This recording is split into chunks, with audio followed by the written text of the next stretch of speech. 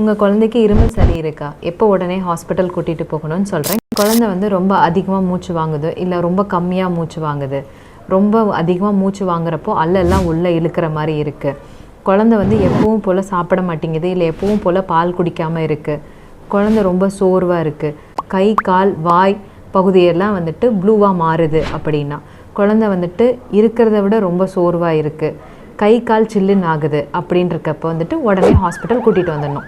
சரிங்களா? தேங்க்யூ.